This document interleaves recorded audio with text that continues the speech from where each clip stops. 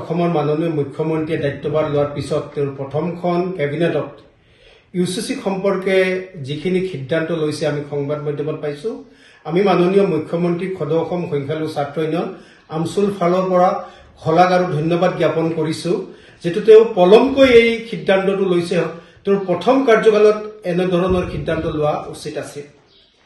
আৰু এই সিদ্ধান্তৰ পিছত অসমৰ বিভিন্ন দল সংগঠন হওক বা আলিম সমাজে হওক ইয়াৰ বিৰোধিতা কৰা আমাৰ পৰিলক্ষিত হৈছে। সেইকাৰণে আমি সদৌ অসম সংখ্যালঘু ছাত্ৰ ইউনিয়নৰ কেইটামান কথা ইয়াত আজি উত্থাপন কৰিব বিচাৰিছোঁ যে মাননীয় মুখ্যমন্ত্ৰী সংবাদ যোগেদি ইউচিচিত 4টা কথা কৈছে যে বহু বিবাহৰ কথা, তালাকৰ কথা, নাৰীৰ সম্পত্তিৰ অধিকাৰৰ কথা আৰু লিভিং ৰিলেশ্যনৰ কথা। তো প্ৰথম কথা হ'ল বহু বিবাহটো কেতিয়াবা বন্ধ হোৱাৰ প্ৰয়োজন আছিল। আৰু বহুতে কৈ আছে বা কিছুমান আলিম সমাজে আমাৰ পৰিলক্ষিত হৈছে, তেওঁলোকে কৈ আছে যে এই যিটো আইন এইটো আনিলে ইছলামত আঘাত হ'ব, কোৰাণত আঘাত হ'ব। এইটো এটা টোটেলি মিছা কথা। এইটো আমাৰ মাজত ভাঙোন অনাৰ কাৰণে তেওঁলোকে এই কথাবোৰ কৈ আছে।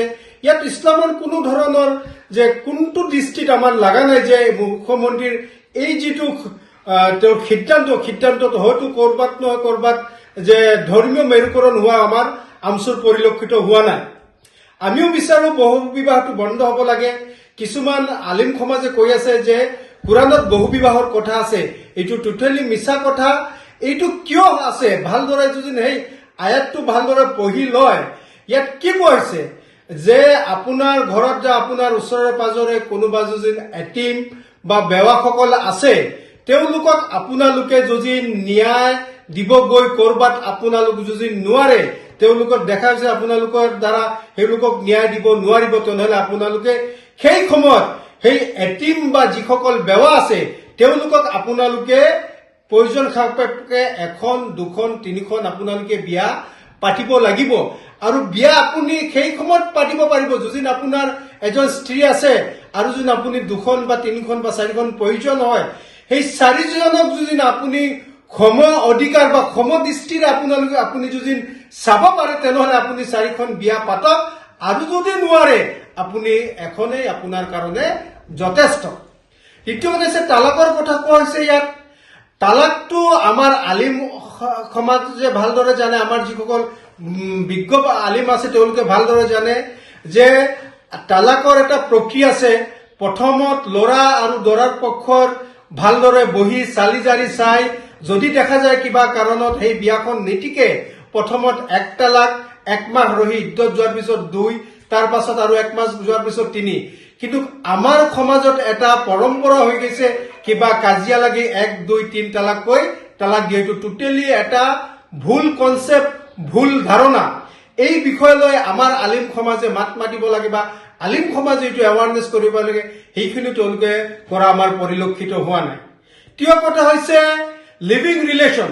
লিভিং ৰিলেশ্যনটো আমাৰ ইছলামত নায়েই। হয়তো কোনো এটা বেলেগ কোনো জাতিটো লিভিং ৰিলেশ্যন বোলা শব্দটো আছে বুলি মই নাভাবোঁ। এইটো এটা মডাৰ্ণ কালচাৰ। যিসকলে নিজৰ কালচাৰক জলাঞ্জলি লৈ ৱেষ্টাৰ্ণ কালচাৰক আদৰি লয়, তেওঁলোকে লিভিং ৰিলেশ্যনত যায় বা ৰিলেশ্যনটো কৰে, তাতো আমাৰ কোনো ধৰণৰ আপত্তি নাই। চতুৰ্থ যিটো কথা কৈছে সম্পত্তিৰ কথা, আমি ইছলামৰ বা আমাৰ মুছলমান সমাজে আমি তো ইতিমধ্যে যিখিনি পৈতৃক সম্পত্তি আছে এইখিনি আমি ছোৱালীক দি আছো। আৰু যদি অনাগত দিনত যদি ইউচিচিৰ ইমপ্লিমেণ্ট হোৱাৰ পিছত দেখা যায় ইয়াতকৈ যদি আৰু কিবা সালসলনি কৰি দিব লাগে, আমাৰ ইয়াত একমত আছে, আমি বিৰোধ তাত কোনো ধৰণৰ কৰা নাই। বা কোনো ভাই ককাইৰ মাজত এই সম্পত্তি লৈ কোনোবা কাজিয়া হোৱা আমাৰ পৰিলক্ষিত হোৱা নাই। গতিকে ইউচিচিখন খুবেই প্ৰয়োজন সমাজৰ কাৰণে। আমি ইছলামিক দৃষ্টিভংগীৰে নাচাই আমাৰ সমাজখনৰ দিশে চাই, আমাৰ সমাজৰ সৰ্বজনীন দিশেদি চাই, আমাৰ সমাজৰ যিসকল আইমাতৃৰ ওপৰত এই বহু বিবাহ আৰু তালাকৰ কাৰণে যিখিনি নিৰ্যাতন হৈ আছে, যিখিনি হেৰাচমেণ্ট হৈছে, তাৰ কাৰণে পৰিত্ৰাণ পাবলৈ ইউচিচিক আমি একমতে একসুৰে অসমৰ প্ৰতিটো জাতি জনগোষ্ঠীয়ে এইটো সমৰ্থন কৰিব লাগে।